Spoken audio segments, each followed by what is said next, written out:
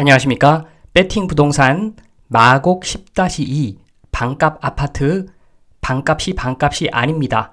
그런데 그게 뭐 어때서 진행하도록 하겠습니다. 반값 아파트에 대해서 안 좋은 시각이 많은데 한번 살펴보겠습니다. 일단은 반값 아파트에 대한 사람들의 일반적인 이미지를 한번 살펴보겠습니다. 기본적으로 반값 아파트 싸죠? 싸니까 좋습니다. 그런데 대부분 생각하는 것은 반값 아파트 싸지만 팔기가 어렵다. 내 집인데 월세를 낸다. 토지에 대해서 땅은 내 것이 아니다. 그래서 부동산에서 중요한 것은 땅인데 땅이 내 것이 아닌데 그게 무슨 정상적인 아파트인가?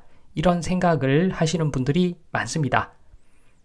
그런데 제가 봤을 때는 요렇게 안 좋은 점만 부각시키기보다는 따져봐야죠. 따져서 실제로 가치를 평가해 보니까 괜찮으면은 충분히 이런 물건 사도 된다고 저는 봅니다. 그 분석을 좀 이따 해드릴 텐데 좀 이따가 분석을 하기로 하고 관련 뉴스를 봅니다. 마곡 이야기입니다. 마곡에 반값 아파트 공급한다고 합니다. 매달 토지 이용료 별도 납부라고 되어 있죠. 그래서 요것은 토지 임대부 분양주택을 의미합니다. 보면은 분양주택 304가구, 공공임대주택 304가구를 건설할 예정이라고 하고 이 중에서 분양주택 304가구는 모두 토지 임대부 분양주택으로 공급한답니다. 토지 임대부니까 건물만 분양한다는 거죠. 땅은 공공이 갖고 따라서 저렴한 반면에 토지 임대료를 매달 내야 된다. 이런 단점이 있습니다. 마곡 토지 임대부 분양주택 요거 처음이 아니죠.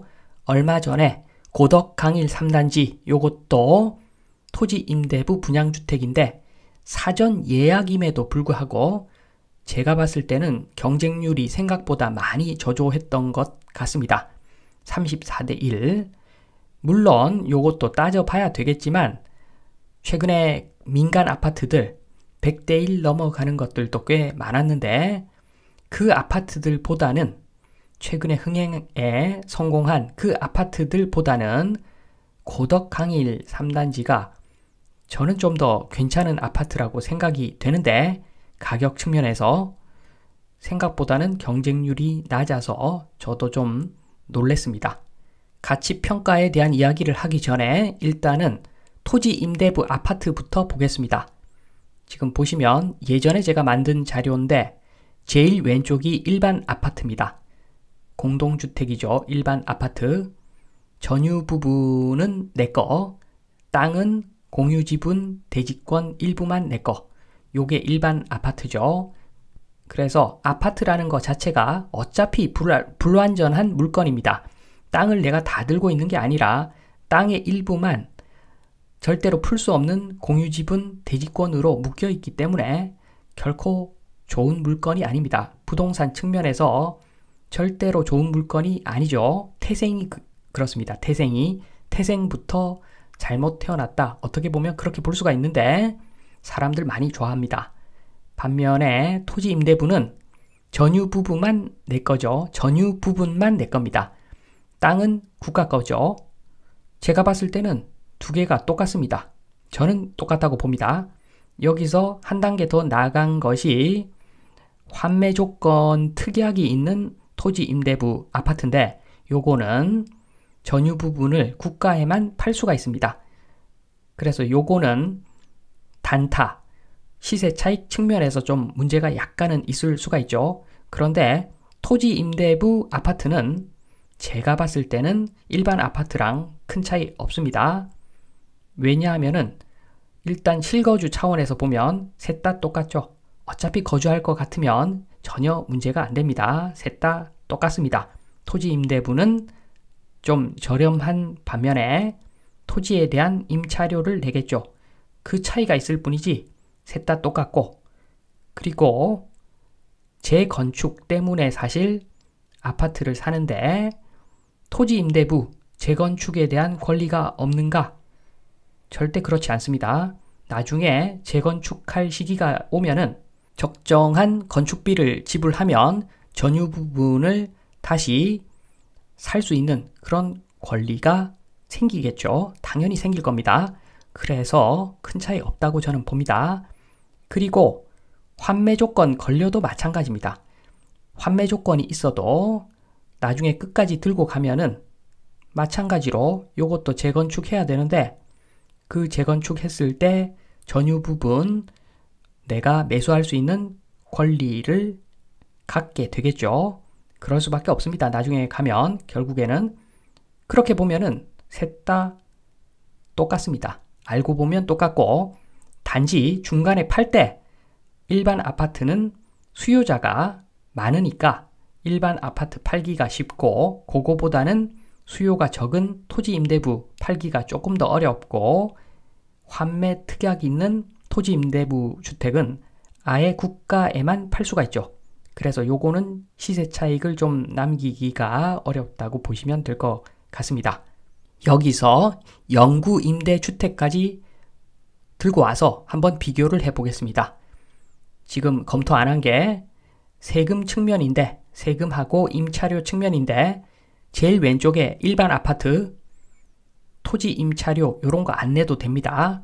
대신에 보유세를 내야 되는 거죠. 보유세를 내야 되는데 건물뿐만 아니라 가격이 비싼 토지에 대한 보유세도 내기 때문에 생각보다 그렇게 메리트가 없습니다. 그럼에도 불구하고 시장에서 너무 고평가되어 있는 것이 일반 아파트라고 보시면 되고 토지 임대부 요거 토지 임차료 낸다고 싫어하시는데 알고 보면은 건물에 대한 보유세 건물은 저렴하죠. 그 적은 부분에 대한 보유세만 내기 때문에 토지 보유세를 안 내기 때문에 토지 임차료 생각보다 과한 것이 아닐 수가 있습니다. 환매 특약 걸려 있어도 마찬가지죠. 그리고 영구 임대주택 다들 별로 좋아하지 않으시는데 누구든 들어갈 수 있는 자격 요건만 되면은 아마 서로 들어가려고 난리 날 겁니다. 아마 보유세가 없습니다. 보유세가 없기 때문에 그 보유세 좀 절감해가지고 보유세 안 내니까 거기서 돈이 좀 생기겠죠. 그 재원으로 토지 임차료, 건물 임차료 내면 되죠. 다른 그 옆에 인근에 있는 아파트에 비해서 당연히 영구 임대 주택이기 때문에 저렴합니다. 그 저렴한 월세 내주면 되는 거죠. 그래서 알고 보면 영구 임대 주택이 제일 좋다고 저는 그렇게 생각을 합니다. 그리고 한 단계 좀 더 나아가서 나중에 세월이 흘러서 재건축 시기가 왔다라고 생각을 해보겠습니다. 그러면 넷 중에서 최고의 물건은 영구 임대주택이 될 겁니다. 영구 임대주택도 결국에는 재건축할 거고 그러면 영구 임대주택에 거주하는 사람은 재건축하고 나면은 그대로 여기서 내가 거주할 수 있도록 월세 낼 수 있도록 해주라. 그게 권리죠. 거주할 수 있는 권리가 있다는 겁니다. 영구 임대주택조차. 따라서 제가 봤을 때는 재건축 최고의 인기 상품이 뚜껑이죠. 뚜껑.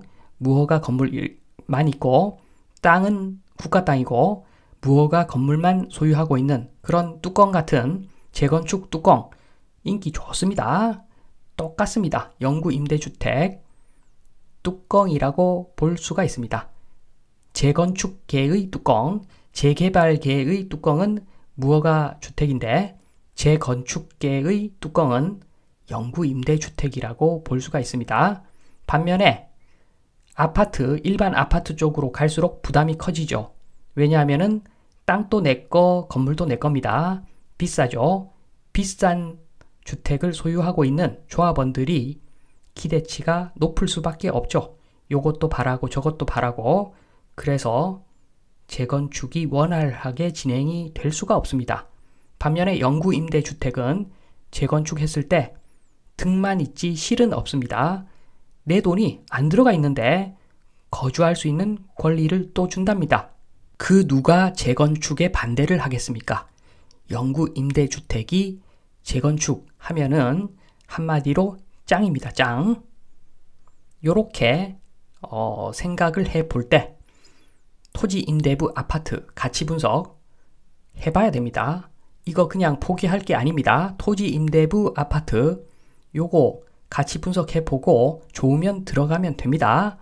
크게 권리하고 사용 수익 측면에서 가치 분석을 할 수가 있습니다. 권리 요거 놓치고 가는데 방금 말씀드렸듯이 일반 아파트 대비 저렴한데 재건축에 대한 권리가 있죠. 재건축하면은 건물 매수할 수 있는 권리가 있습니다. 그런데 조합원들 기대치가 낮죠. 달랑 건물 하나 들고 있는데 건물 한 칸 들고 있는데 그 건물이 노후화되어서 노후화된 건물이기 때문에 거의 가격이 빵원입니다. 이거 재건축하지 않으면 내가 철거비 물어야 될 판인데 조합원들이 왜 반대를 하겠습니까? 기대치가 낮아서 사업 진행이 엄청나게 빠를 겁니다. 그래서 토지 임대부 아파트 어떻게 보면 역발상이라고 하실 수도 있는데 사실은 시간이 갈수록 가치가 빛을 발하는 것이 토지 임대부 아파트다. 이렇게 볼 수가 있습니다. 엄청난 메리트입니다. 시간이 갈수록 좋아진다. 엄청난 메리트입니다. 여기에다가 사용 수익만 이제 따져보면 되죠. 사용 수익 요것만 따져가지고 어느 정도 괜찮으면 요거 매수하면은 개꿀입니다. 사용 수익은 요렇게 따집니다. 만약에 월세를 놓는다고 했을 때 임대 수익률이 몇 프로 정도 나오는가? 그러니까 임대를 놓으면 전용 부분, 전유 부분에 대한 월세, 땅도 포함이죠. 어떻게 보면 아파트 월세, 얼마에 받는 그 월세 계산하고 그리고 빼기 토지 임대료, 국가에다가 지불하는 토지 임대료 요거 빼주면은 순수한 수익이 나옵니다. 그 수익을 매수 가격으로 나눠주면 임대 수익률이 나오는데 그거 5% 넘는다. 무조건 들어가면 됩니다. 볼 것도 없습니다. 무조건 들어가면 되고 사람마다 이 기대치가 다르겠죠. 어떤 사람은 4%면 오케이.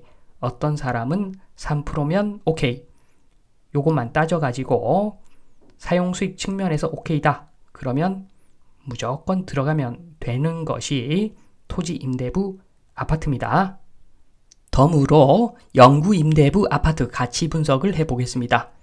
요거 일단 권리부터 보겠습니다. 권리.